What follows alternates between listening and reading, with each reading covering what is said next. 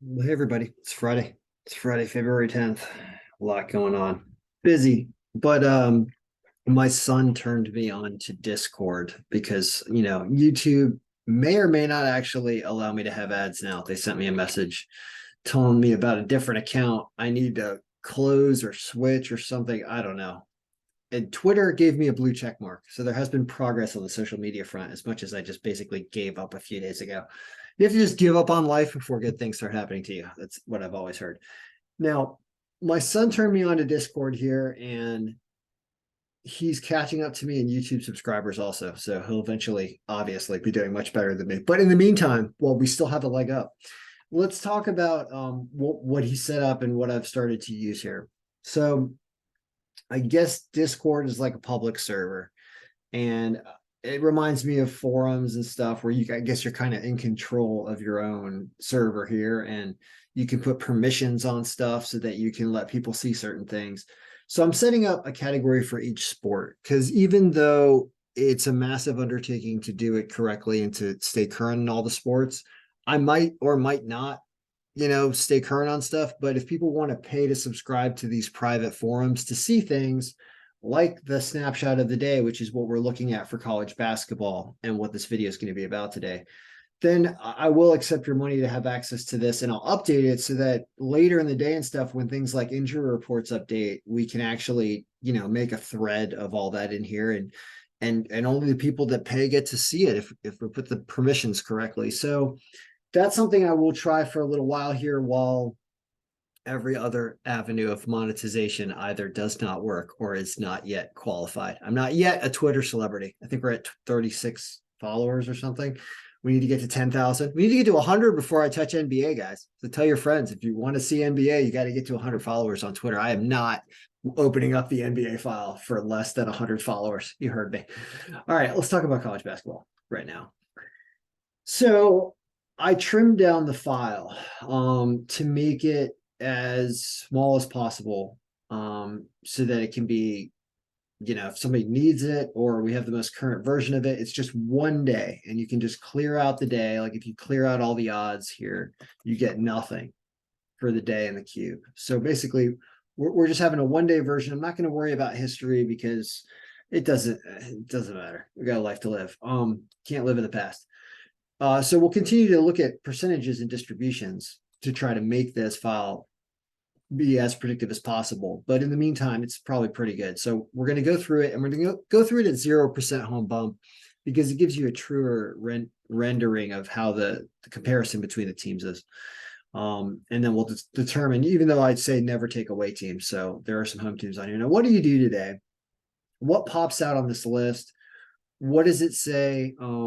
It's basically, I'd like to be done with it for the day right now and just be done and not worry about it, and maybe not even make any bets because my betting has been going terrible. But this is kind of separate from betting, doing these algorithms in a lot of ways. I have to do them whether or not I bet oftentimes when people ask. So what does it say to do?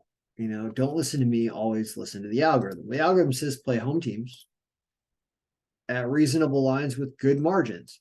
Anything above 10% margin is 90% of the time a winner, basically. These lines are also terrible at minus 430 and minus 560. And that's past my range, but it does say both of these teams will win.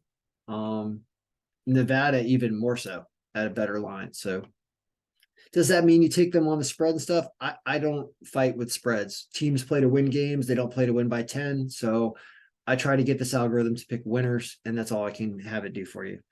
But Nevada is like, if you had one team that you said will win today, it's probably going to be Nevada. Nevada, if you pronounce them correctly, they will win. Now, there are other home teams on here, though. And you want to look at power and you want to look at line because you want to get a reasonable line. So Ryder over Fairfield is some decent value, apparently. The margin's almost 10%. Which is really close to that threshold. So that's probably a winner too. Then you got Cleveland State, St. Peter's, and Wright State. Margins start to get really thin down here, and St. Peter's is not a very good team at only a 25% power. So if you want to start to gamble with more than really, really, really, really, really premium picks like Ryder and Nevada, which look like pretty good picks here.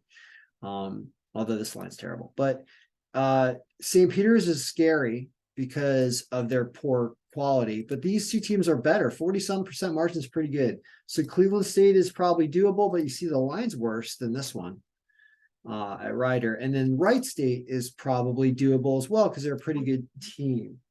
So we will see. All right. Sorry, lot going on. So those are so basically the algorithm. Are these profitable? What about value picks? The only two value picks. Really, the pick of the day is saying Ryder over Fairfield, but they're minus 195. So, I mean, even look at how close the spread is negative. It's very, very difficult. But in terms of winners, you always want to know what I'm going to play if I play. I would take my own advice, and I'd probably throw Nevada on there because they're really supposed to win. And even though it's an awful line, sometimes on a big round robin, home teams that are supposed to win, like, why don't you take them? Because 90% of the time they're going to win. But I'm staying away from East Tennessee State. Why? Because, I mean, look at how bad the line value is. When you sort this in terms of line value, which is really where the algorithm is saying you have the best value on a game, it is only Nevada and Ryder. I mean, it's kind of interesting.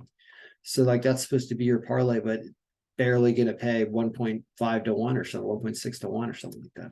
Now, what about your away teams?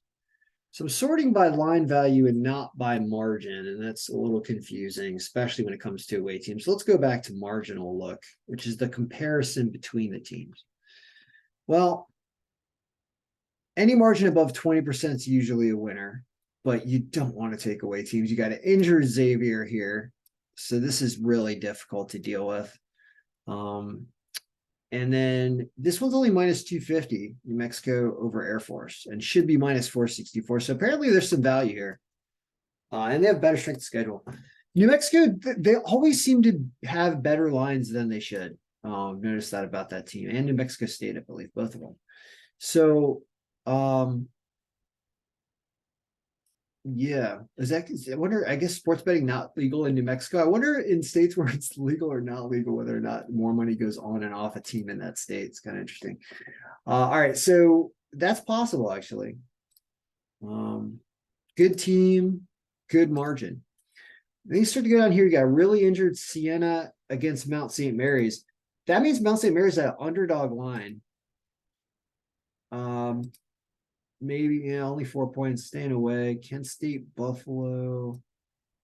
And you have one underdog of St. Louis over Dayton, which has been showing that injury for a while. I don't think it's really been affecting them much. Akron over Ohio, injured Ohio. But nah, it's not a bad line, but it's an away team. So what'll happen with this is, you're seeing 9 away teams. You'll probably go 5-4. Is about what the algorithm will do with away teams, and you'll probably win a couple. You'll see some injuries will affect some stuff here. So New Mexico is potentially on the list, and there's other crazy stuff down here that you could try as well. That's not at bad lines, but don't expect to win all of them. Expect to win half of them, and that's tough because they're at minus lines. Really, some of these should be underdogs, and the whether you want to. I mean, whether you want to think the algorithm is out there in the wild and making lines, and this is why this is so ridiculous. It's ridiculous, right? Just try to write a program that predicts the lines and get it this close. I mean, it's just nuts how in line it is with the odds makers when I get this thing out for a long period of time. I mean, look at almost going straight down. And one underdog down here because they're away, and that makes perfect sense. Anyway, so what am I going to do today? Yeah, I probably am, because I have a gambling problem. We've been over this. One day I'll win. I just sound like a crazy person screaming at this guy. One day I'm going to hit it big. You just watch. Yeah, I mean, well, actually, some days I do hit it big. I've won $4,000 in a day off $30 bets before. Those are fun. But I am down. I cannot lie to you. I am down this year. I am down more than I believe is acceptable. So I've really limited my attention to this. If you can see my demeanor when it comes to sports, sometimes it's just in the cellar. That's because I really kind of don't want to be doing this. But people ask me, I'll still ask me for stuff. And so it's like, I have that problem. Not a problem. I have that desire to answer your question and provide something if I can reasonably quickly. Now, what am I going to do? I'll do New Mexico. I'll do Nevada. Nevada. I'll do rider. I'll do. I'll stop at Wright State. That's. I don't know. Actually, I don't want to do anything. You know what? It'll be a victory today if I don't make a bet today. So I'm gonna try not to. All right. Good luck, everybody. I will do a hockey video though, because obviously my son cares and I care and haven't worked on that in a while. But the goals are 100 followers on Twitter. I know, come on, it's a pretty easy goal, right? 100 followers on Twitter. I will get to work on NBA and get something up for NBA. Until then, we'll just wait and we'll see if anything happens with YouTube ads where I could be earning 1 to 2 pennies per video in ad revenue. I really should fight for it, right? All right, good luck, everybody. I hope your picks win today. And yeah, may all your picks be winning.